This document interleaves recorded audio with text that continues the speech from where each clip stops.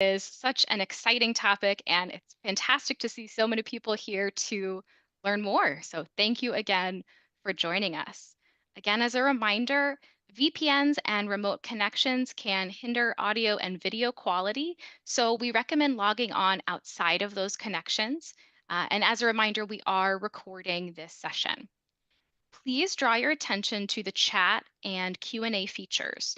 We will use these features since all participants are muted within Zoom webinars. If you have a question for our presenter, please use the Q&A feature to send your question as it comes up for you, and we will answer as many questions as we're able, either during or at the end of the presentation.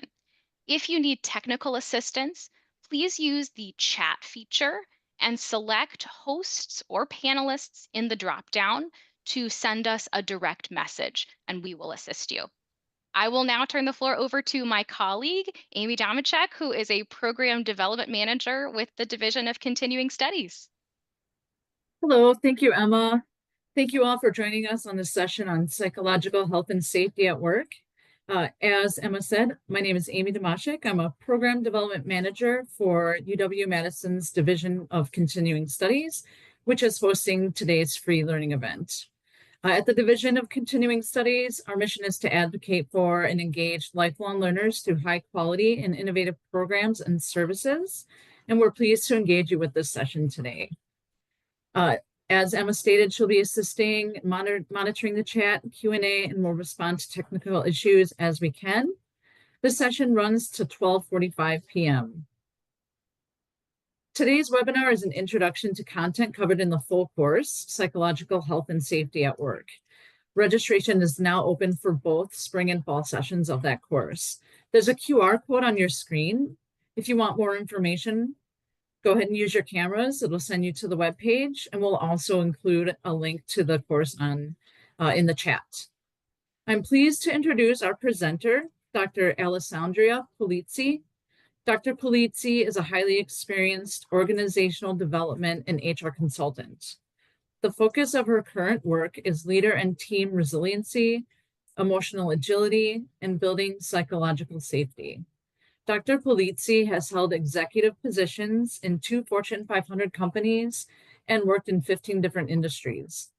Dr. Polizzi is CEO and founder of Verdant Consulting, a top 20 workplace wellness provider based in Boston and the United Kingdom.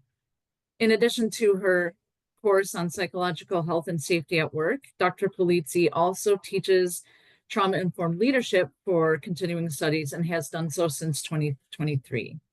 Welcome, Dr. Polizzi. Over to you. All right. Thanks, Amy. Thanks, Emma, and welcome, everyone. I'm looking forward to going through this overview, but also, you know what, giving you some skills just in service to exchange for your time. So here's what we're going to cover. We're going to talk about how work can impact the mental health of your team. We're going to talk about some common hazards, just a few. I'm going to highlight a few. So you can get a sense of the type of content we'll cover in the full class. And I'm going to give you some tips for how you can address these. Plus, we have a little bonus for you at the end. So if you stay with us, you can get access to that resource. So with that, let's go ahead and get started. So 2 out of 3. This is our first opportunity to interact with everyone. We're talking about psychological health and safety. What do we think? 2 out of 3. What could this be referring to? Any guesses? Put your guess in the chat.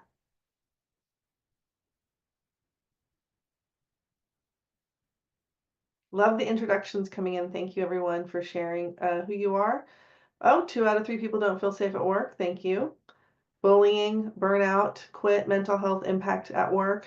Don't feel safe. 2 out of 3 bullying. Unfortunately, bullying is actually higher. These are great guesses. Thank you. So as Amy mentioned, I also teach a class on trauma-informed leadership.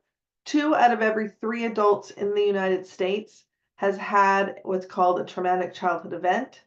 And what we know about what that does to our brains as we develop is it changes how we respond to stress, both inside and outside the workplace. So we know that we have a lot of people who are coming to work with some kind of impact on their mental health.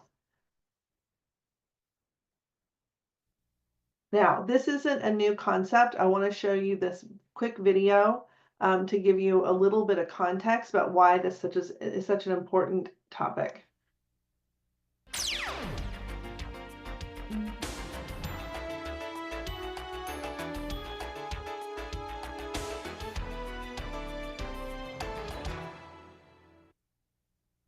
It's been said that a job without frustrations is not a job. All workers will face occasional frustrations on the job, but it's also true that most workers enjoy a good challenge and the satisfaction that comes with mastering a job. Challenging work motivates us to learn new skills and perform to our potential. But what happens when job demands become excessive, when pressure builds and healthy challenge is replaced by frustration and exhaustion? Stress takes over. It can become a daily threat to health and well-being. Stress increases the risk of illness, injury, and job burnout. And unlike other occupational hazards, nearly the entire working population can be affected. Most studies show that 1/4 to 1/3 of today's workers report high levels of stress at work. The latest research tells us that job stress plays a major role in many chronic health problems, and the evidence is growing. Now more than ever, it's time to learn what can be done to relieve our workforce under stress. Okay, so I wanted to show you that this video is over 20 years old, okay? And it's talking about some of the topics that probably sound familiar to you. So what has changed from then until now in your workplace? They're talking about stress, it also being a leading indicator or a leading impact on the physical health and safety. They talked about stress being a health and safety issue that cuts across all industries, not just physically demanding. Yeah, our workload has increased. Thank you, Miranda. Always being available. So if we were talking about stress in the workplace and the impact it has on our mental health 20 plus years ago, imagine how much that has increased since then.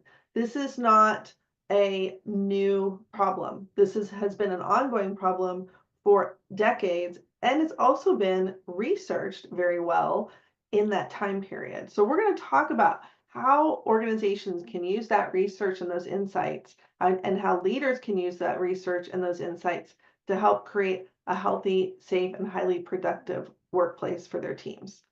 So I talk a lot about what I call workplace mental health.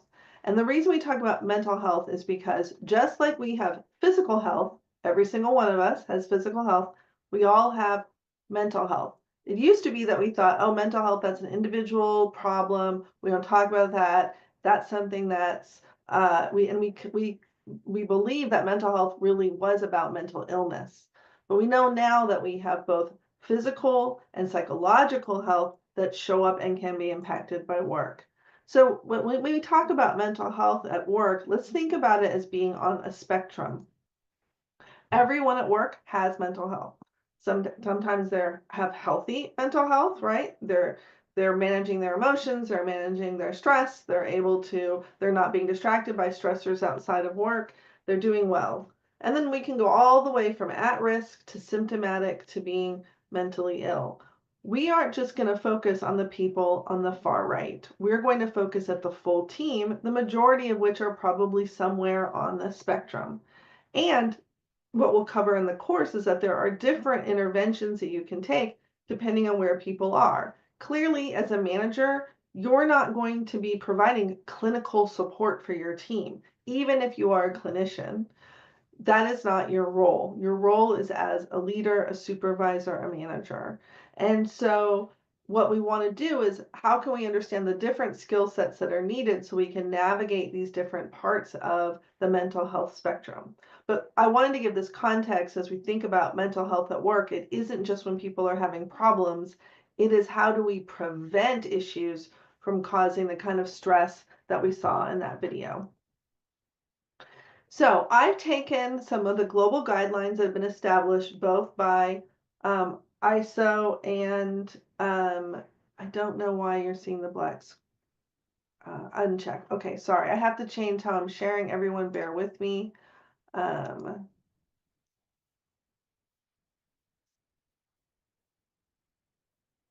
we go. Is that better? Thank you. All right, so I've taken these global standards and I've simplified them into these 3 areas. I call it our C model. That is, what are the structures, systems, and support that we provide? This is probably not something you thought you'd be learning about in a psychological safety course. What are the external and environmental impacts? Those are the non-controllables. And how those impact our mental health. Again, that might be a surprise for you because if we don't control it, how can we do anything about it? I'll talk about that.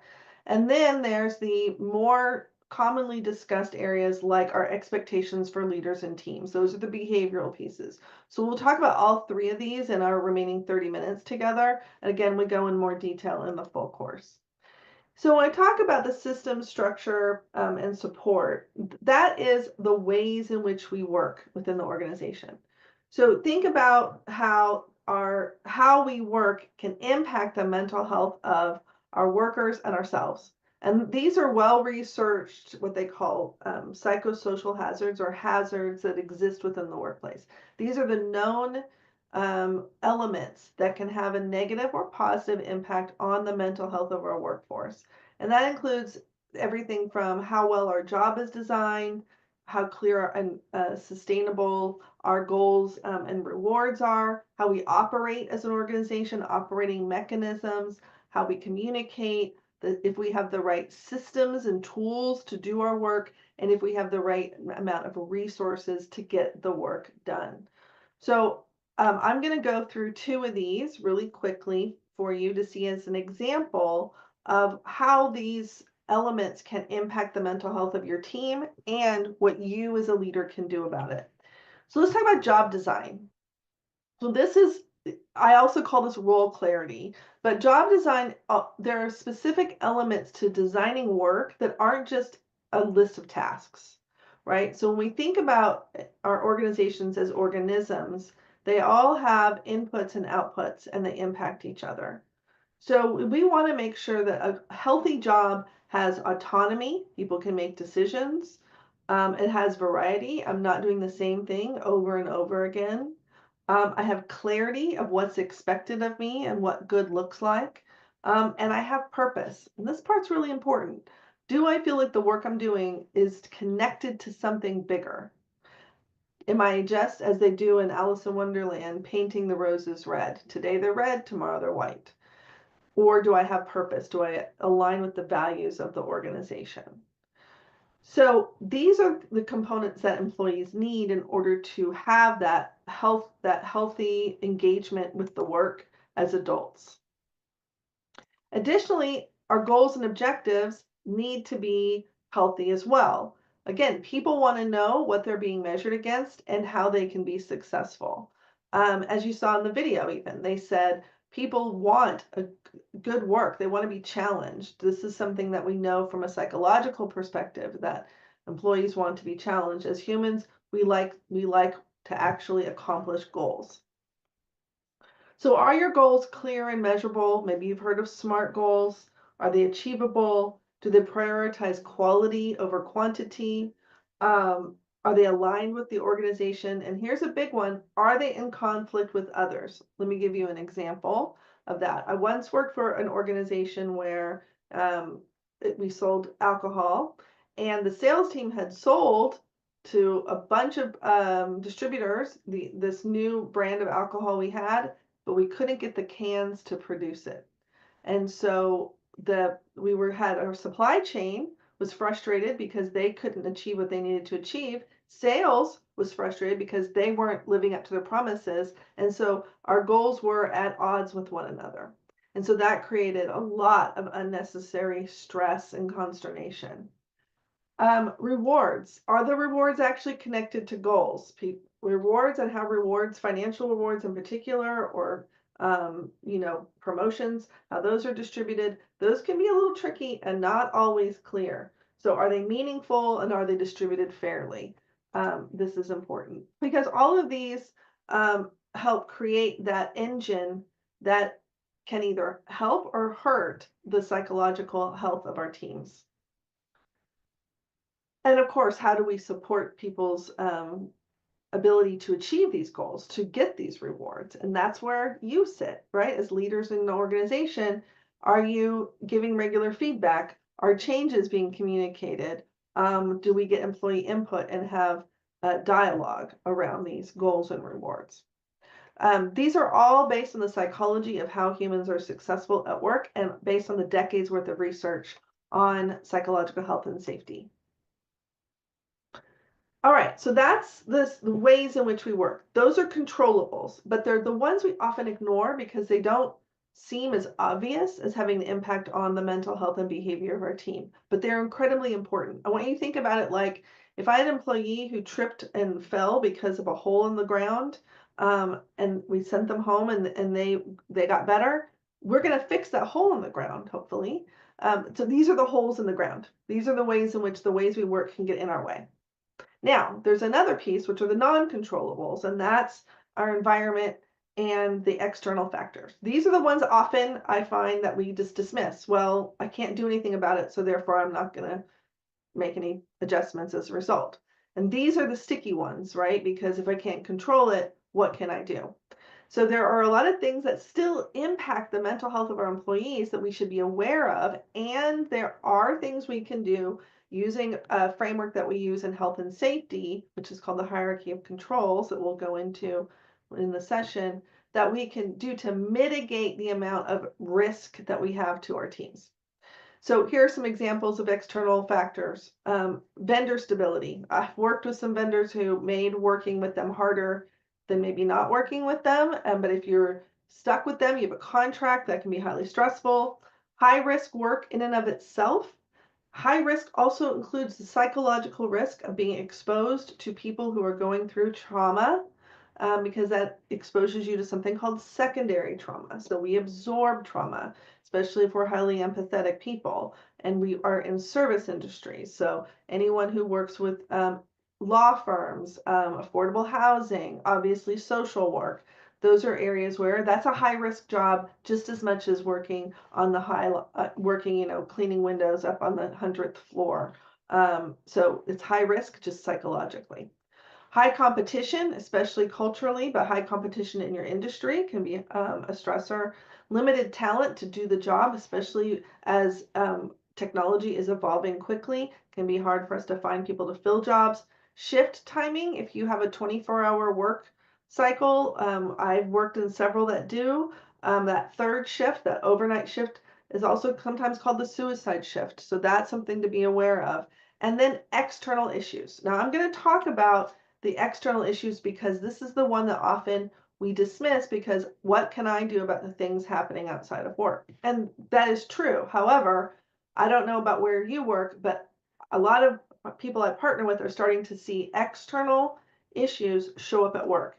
If this is something you've experienced, just put an exclamation point in the chat. I'm curious. How many of you have seen external stressors, pressure, whatever it may be, impact how people show up at work? Yeah, a lot of us. Okay, so what can we do? So here are some examples of the types of external factors that will impact the mental health of your employees. And guess what? On the next slide, I'm going to tell you some things you can do about it. So economic uncertainty, political unrest, social injustice, having a health crisis, family demands, violence, natural disasters. Let me hit that natural disaster one pretty strongly, because with the increase in natural disasters as a result of climate change, what we see from the research is that people who experience a natural disaster, 40% of them on average will have post-traumatic stress symptoms up to 2 years following. So as those natural disasters increase, right, as the fires increase, as flooding increases, we're only going to see this become a bigger and bigger problem. This is why the World Health Organization calls climate change the second pandemic when it comes to the mental health of our workforce. Here's how it can show up. And I'm going to give you some tips here on what you can do about these things. Prepare for this to happen at work. You can build skills. I'll talk more later about skills you can build, but be aware of what this looks like so that it isn't just taken as, oh, this person no longer belongs here, but we can but we can help provide support and resources. So when people are experiencing stressors outside of work, they experience health issues, difficulty concentrating, drained energy, outbursts or withdrawal. Um, Thanks, Miranda, for the comment. If you've seen any of these behaviors come up for your team, let's see another exclamation point in the chat. Mistakes, forgetfulness, outbursts, withdrawal. These are things that can show up and we don't understand what it's related to. And often it has nothing to do with the workplace, but it is impacting it vastly. All right, so here's some things you can do. One, get prepared. Like I said, understand how this can impact your workplace. I'm sure I'm seeing all the exclamation points. This is impacting a lot of us these days.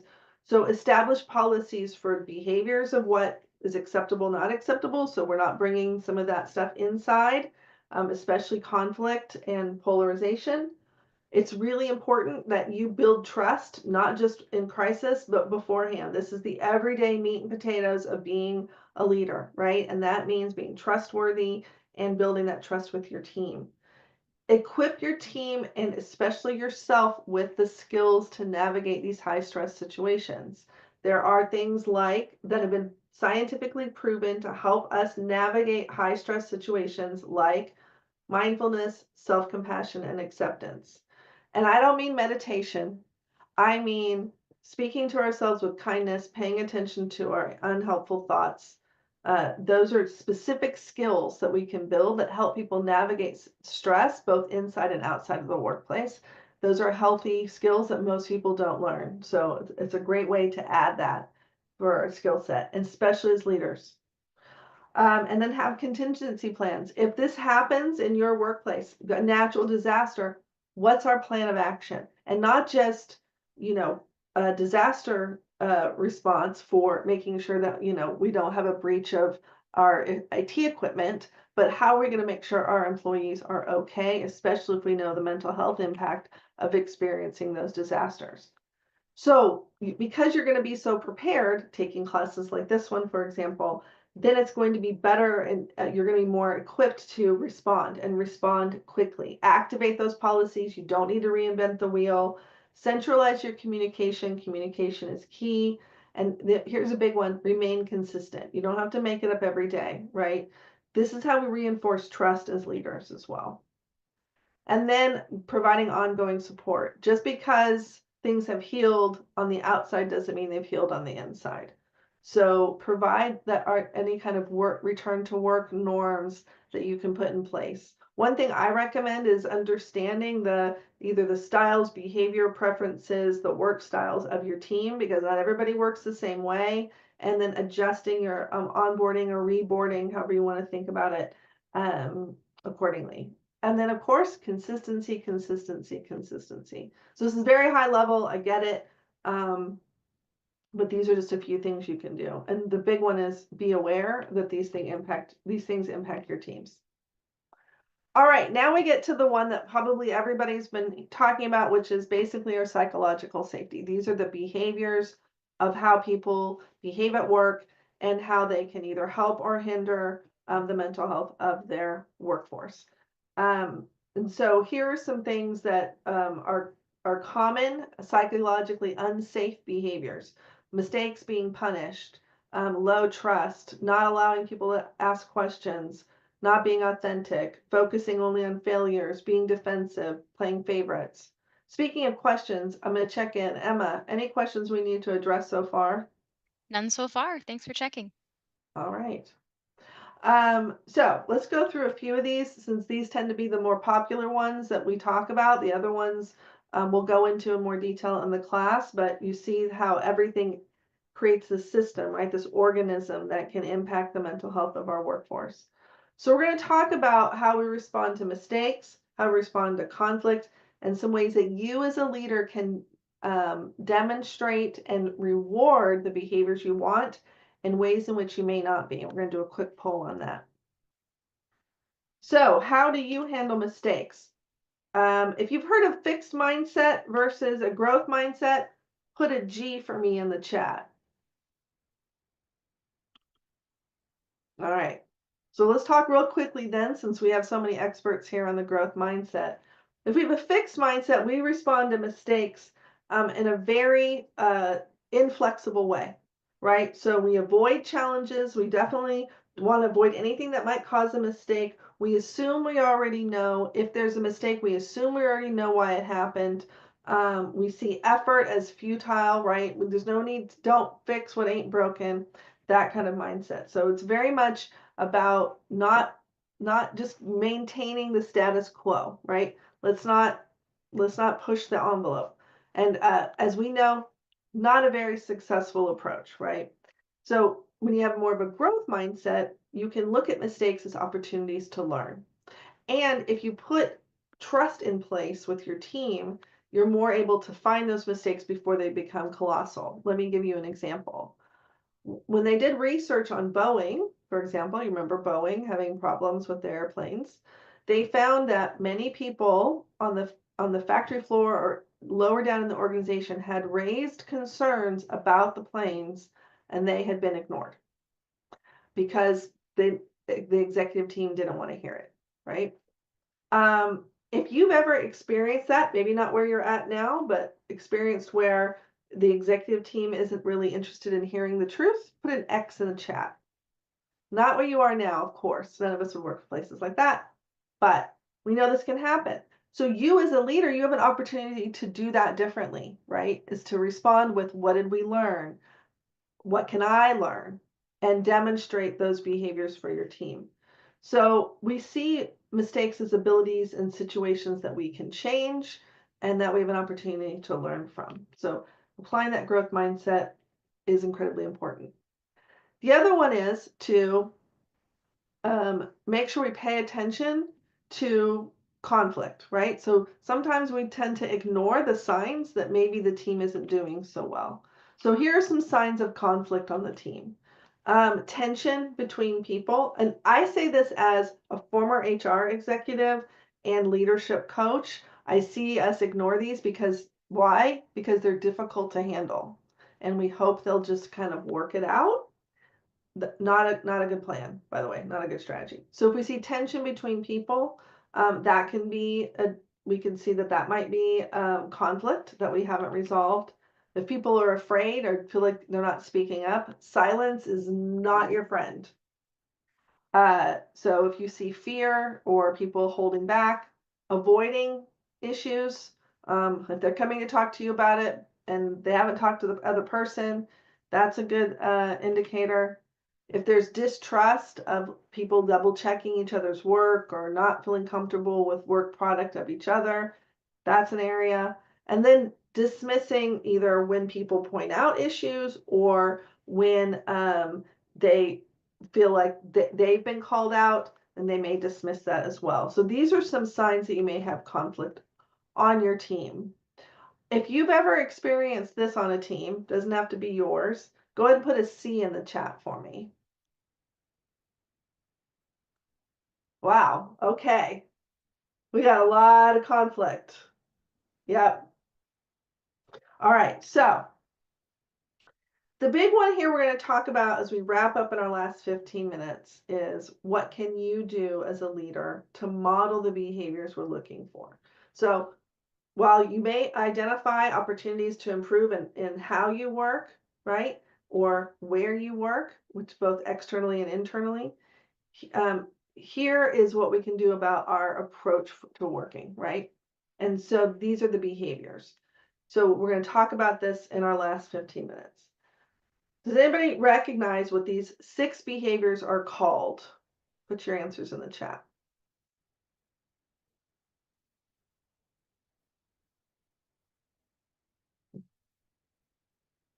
Okay, we've got a guess about radical candor, emotional intelligence. Any other guesses?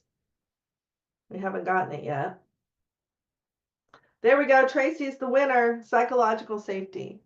So these are the 6 behaviors that were identified by Google and throughout the work done by Amy Edmondson, if you're familiar with her. But Google had a project, and I think it was 2007, anyway, a while ago, called the Aristotle Project. And in that project, it was a 2-year study that looked at what teams performed better than others. What they identified were these 6 behaviors. that the team felt safe to be themselves, take risks, disagree, raise problems, ask questions, and make mistakes. These are the 6 behaviors of a psychologically safe team. This is what you're going for when it comes to behaviors on your team. So here are some behaviors that we want to have our leaders model, right? That would demonstrate what psychologically safe behaviors look like. So read through here. I'm curious for the group. Which one here do you feel like you just have it lock and loaded, right? This is like my go-to. I feel totally comfortable that this is how I show up as a leader. We're going to do a poll on the opposite here in a second. So let's take a moment to brag on ourselves, have some pride. I know we've got some great leaders here. Share great learning and growth, asking for input. Thank you, Kelly. Yep. Great. Actively listening. Love it. Okay. So you all are already doing some great things as leaders. Okay, we're going to do a quick poll, which Emma's going to share, on some things that might do the opposite. And this is just being honest. On this list, how many of these behaviors on your bad day, on maybe the day you're not so proud of, how many of these behaviors do you think that you might model? I can tell you personally, I have modeled many of these myself, and I teach this class. So I don't purposefully disrespect time, but sometimes I get on a roll and I get chatting, guilty as charged. Sometimes I overreact to mistakes, right? So go ahead and, again, no one can see your answers in our poll. Just want to see how many of us might have a little bit of work to do on some of the behaviors that would be unsafe or would be discouraging. But almost half of you have participated, about 60%. Wait, just another, looks like we've got another minute.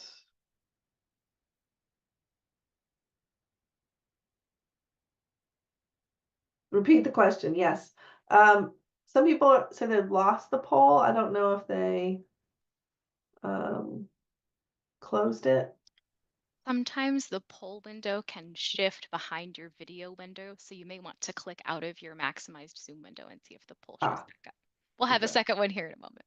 Yeah, we do. So let's go ahead and, since we're about 75%, let's go ahead and share our results.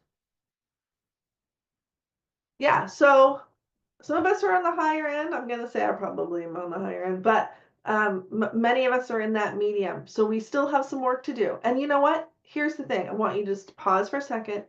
You are not perfect. As long as you're doing your best and trying your best, you're going to make mistakes. Okay? That's okay. But it's recognizing when you do self-correcting and not beating yourself up. That's an important part. That is important. Karen's asking to see the last slide. So this is the behaviors that we want to model, right? Thank you, Robert. I'm so glad you're perfect. And then these are the unsafe behaviors that we might find ourselves on our bad days, right? And everybody's going to have bad days. What's important is to recognize what's causing that to happen, right? Is it stress?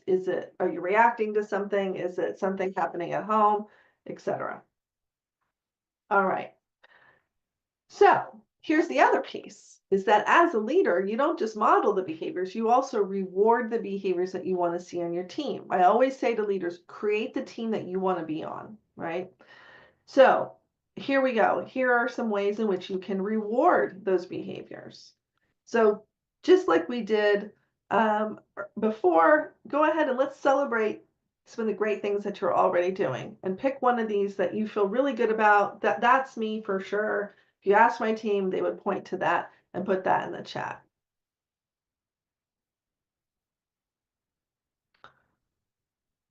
And Robert, because you're perfect, just pick one.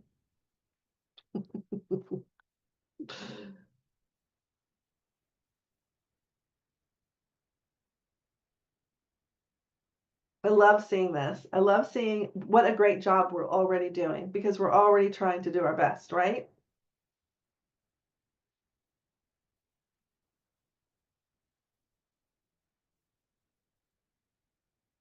What amazing leaders we have on this call. I see a lot about rewarding feedback givers. That's a big one, right? Because sometimes you can feel a little back on your heels and it can be hard to remember to reward that. So speaking of rewarding, let's talk about those dirty secrets of here are some ways you may be rewarding unsafe behaviors. So we're going to do another poll, count up the ones that you think that maybe you've done, again, not on your proudest moments, maybe I wish it would have gone differently. And let's, I think we need another poll, the other poll, Emma. All right, here we go. I'll tell you, personally, as a perfectionist, the praising only flawless work, guilty as charged. I always called myself a hard grader. Um, and uh, I would do that differently. Again, not on my best days. Not on my best days. I'm also a terrible interrupter. I like to talk. So that's just me on my bad days. There's more, I'm sure. And it's not that this makes you a bad leader. This makes you a human leader who has an opportunity to learn, right? An opportunity to continue to be better and grow. And you're going to be kind to yourself about that. Um, because sometimes it's just easier to, for example, favor the yes people.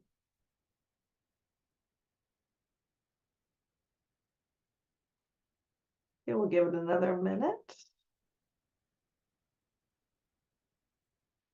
Yeah, mismanaging those meeting times can be difficult, especially when things get beyond scope, right? Or people, or if we're trying to give people space to share.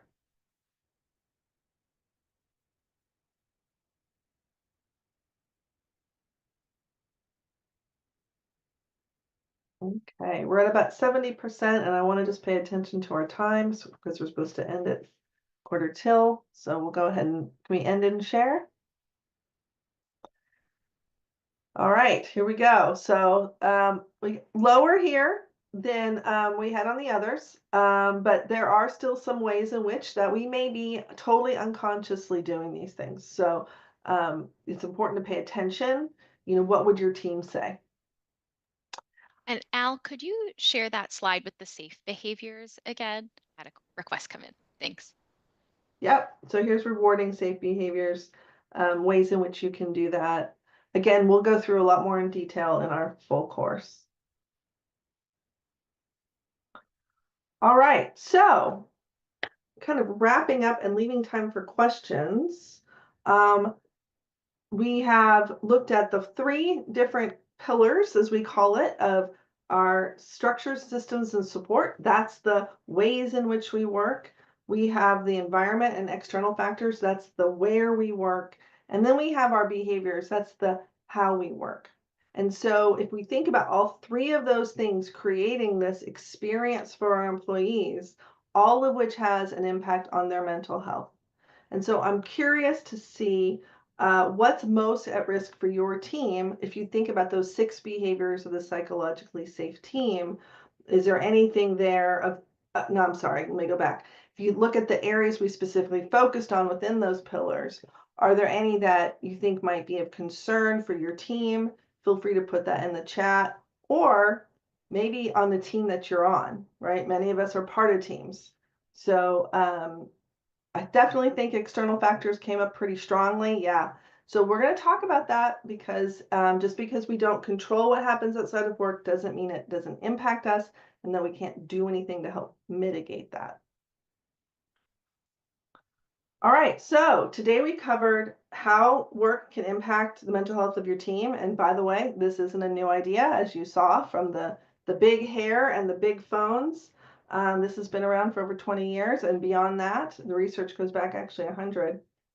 Few common hazards. We talked about the 3 elements to look for, how we work, where we work. Sorry, The C, sorry, I'll talk about that more. Our support structures, the external environment, and our behaviors. And then we talked about how to start addressing these, specifically looking at things like how do we prepare for those external challenges, as well as what can we do as leaders in how we behave and model behavior and how we reward the behavior we're looking for. So all of this will be covered in the course in more detail. We're also going to have a lot of opportunity for you to workshop your own team. So you will have opportunities to really deconstruct your team, how you work, where you work, and your behaviors at work, and how you reinforce them. So you will walk away with a very clear action plan for your team. So it's going to be very hands-on in that capacity, not as much just information, but more application. Bonus, we're going to hand out and put in the chat a fillable PDF that will help you assess the level of risk for your team. So Emma has just added that to the chat. Before you leave, make sure to download that, because that's your free gift from me, to be able to assess your team and see what's the level of risk, and what am I looking at. And it has some tips in there depending on what risk you have. All right, I saw we had a few questions come in, which I haven't actually looked at yet. So Emma, if we want to go through any of those. You bet. One question that came up earlier from a participant was, how can you lead up if your leadership exhibits unhealthy behaviors? All right. So remember how I said acceptance was one of the things that we have to practice?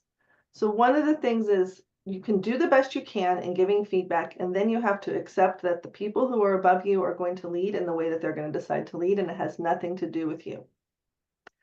This is why I say focus on your own team and create the team that you want to be on. I can't tell you how many times I've worked for horrible leaders, but I've built the team that I wish that I was on. And that's the beauty of being in a leadership position, is that you, in many cases, can be empowered to do that. But part of this is letting go. You are not responsible for the choices that the people above you make. You can speak up and do your best, and then practice acceptance. Another question that came in is, how can you support someone who does not feel psychologically safe on their team? Maybe it's someone who's not on your own team. Yeah, so I would say, again, those three elements I talked about, mindfulness, being aware of their own thinking patterns, and are their thoughts being helpful? Practicing self-compassion, which is being kind to themselves about being on a team maybe where they don't feel safe, and also acceptance. We're not always going to feel safe in every situation, and it could be that trust might be an issue for us, not just because the thing about trust is it's two-way. So our leaders might not have trustworthy behaviors, but we also need to be trusting, right? So that's a two-way street. So I would say being able to give people help to some resources and skills is a great way to approach that.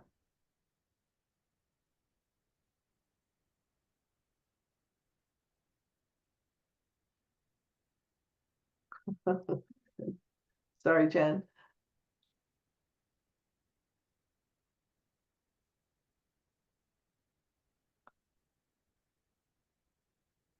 Do we have time for one last question? Yeah, you bet. Okay. In moments where outside factors contribute to cross organizational uncertainty, what messaging might help leaders express that they're committed to the group's psychological safety? Those words are great. What you just said. And there is something in the power of, are you okay? Now, there's also something in the power of, you're not there to be the therapist either, right? So we want to make sure everyone's okay. We want to make sure everyone has resources. Um, Giving people access to learn skills around navigating high stress situations and burnout prevention, not to pitch my own stuff, but, looking for organizations like ours that can help support teams and build those competencies. I mean, I can't overemphasize that. And the WHO actually says that resiliency training, especially for leaders, has the highest ROI and benefit to the mental health of your employees. So you being healthy is also a great way for you to help your team. I'm going to actually answer the other one we have above on the policies. So the ISO, which is the International Organization for Standardization, they actually have a standard for psychological health and safety called ISO 45003 45003. And then the WHO has their guidelines on workplace mental health. Highly recommend it. And so those are two organizations that have put out these guidelines. Different countries have policies and requirements.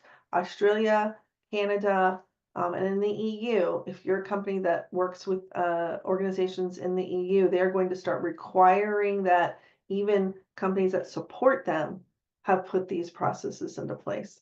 So this is starting to grow beyond just are our employees okay, and more to it's the same as physical health and safety, it's the psychological health and safety, and we're required to protect both for our workers.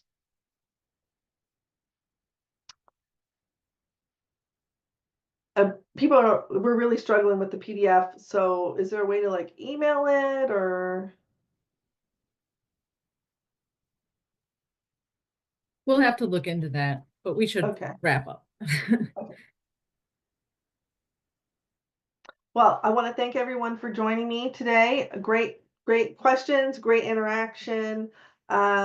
Really enjoyed getting to see the skills you already have, the opportunities that you are going to continue to work on.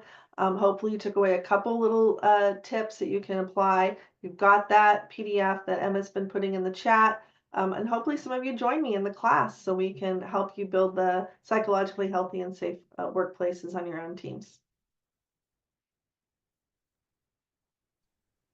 Thank you, Elle. Thank you, Emma. And thank you, everybody, for joining. Have a great afternoon.